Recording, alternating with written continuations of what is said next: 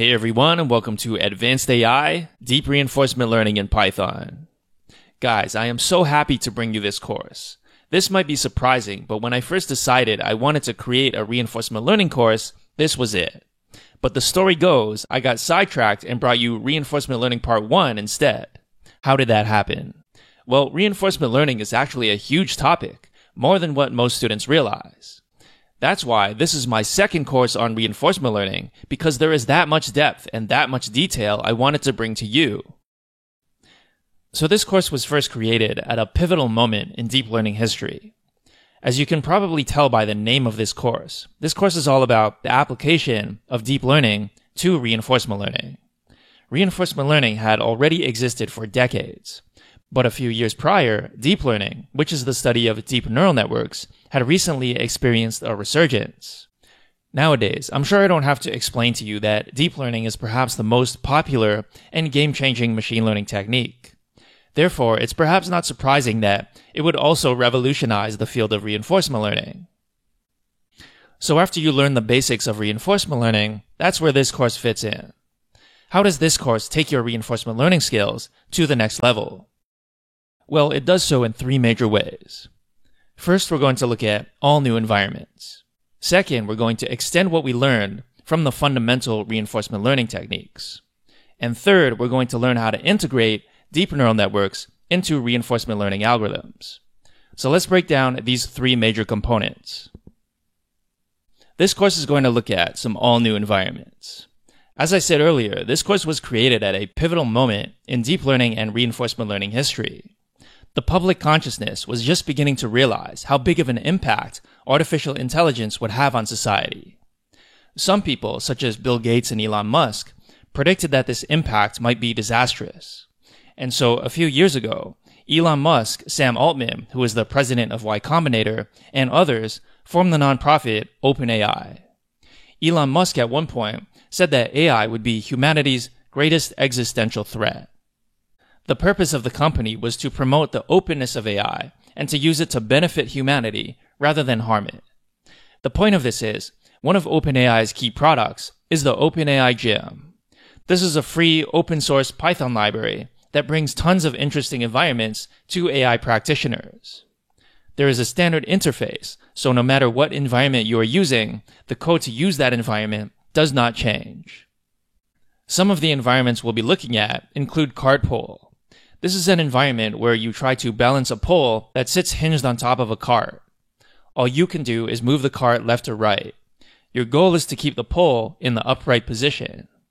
If you picture doing this in real life, you get a sense of how difficult this might be for a human. The cart pole environment is like the MNIST or the fruit fly of control theory. As you know, MNIST is a standard machine learning benchmark, and the fruit fly is a standard biological organism for biology experiments. That is to say, cart pole is pretty important to reinforcement learning, and thanks to OpenAI Gym, you will now learn the techniques necessary to solve this environment. Another very interesting set of environments is Atari games. These include Pong, Breakout, Space Invaders, and more. Again, thanks to OpenAI Gym, we now get a standard interface to these environments, and therefore we can use one or the other without any changes to the code, other than obviously changing the environment name. Atari games are very interesting in reinforcement learning because they showed that deep learning actually works. Specifically, by plugging in a convolutional neural network, the AI was able to learn a policy that can match that of human players using only the pixels on the game screen. This was a very significant achievement. Previously, a common approach would have been to extract features from the game state rather than trying to learn an end-to-end model that would learn from the pixels alone. Now keep in mind, deep reinforcement learning doesn't just work. In fact, this is a pretty common theme in reinforcement learning.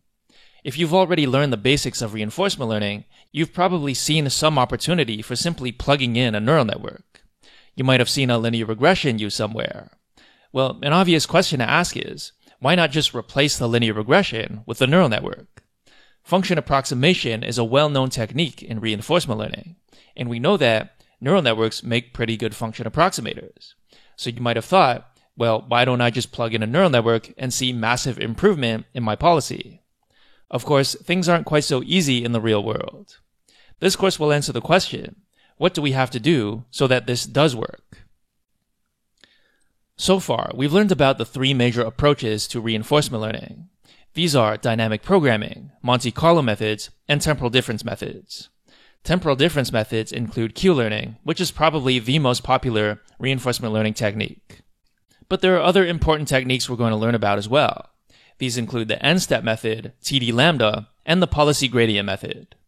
The policy gradient method is very interesting because it says, instead of learning the value of a state, why don't I just learn the policy directly? In fact, as you get more and more advanced in the field of deep reinforcement learning, you'll see policy gradients appear again and again. So this course will help you build a strong foundation in these fundamental techniques. One very interesting approach for applying neural networks to reinforcement learning is the RBF network. The RBF network is not part of modern deep learning, but you'll be very surprised at how well it works. RBF stands for radial basis function. RBF networks are always an interesting topic of machine learning because they are closely related to other models such as support vector machines and deep neural networks. Finally, we're going to tackle the million-dollar question. If we can't just plug in a neural network into existing reinforcement learning algorithms, what do we have to do to make them work? As you'll see, these techniques form the basis of what is called deep Q learning, or DQN.